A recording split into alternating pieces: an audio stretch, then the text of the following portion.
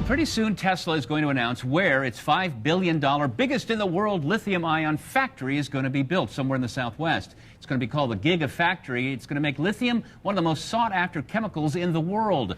Let's talk about the opportunities and challenges this will present for investors. Elizabeth Collins, she's Director of Equity Research for Morningstar and also co-wrote the upcoming book, Why Moats Matter.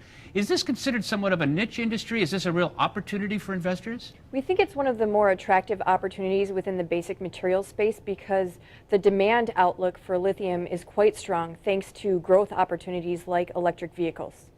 But it's also fraught with a lot of unknowns.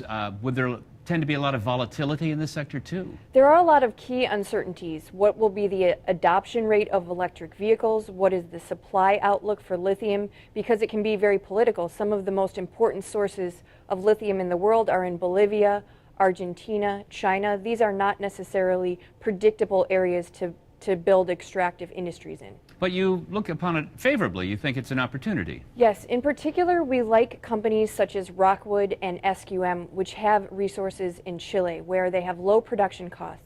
At Morningstar, we like to look for companies with sustainable competitive advantages or those that can keep competitors at bay and generate economic profits for decades at a time. And we think that SQM and Rockwood have these sustainable competitive advantages because they have low production costs for lithium production. Rockwood have narrow economic moats. What do these companies do?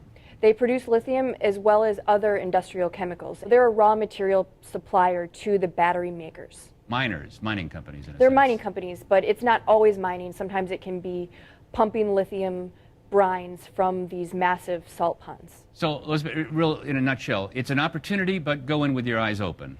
Yes, because we need to keep a key eye on what the supply and demand outlook is for lithium. Right now, we're actually forecasting that lithium prices will fall as a lot of new supply for lithium comes online. But as we talked about, both supply and demand are uncertain. Elizabeth Collins from Morningstar, thanks so much. Thank you for having me.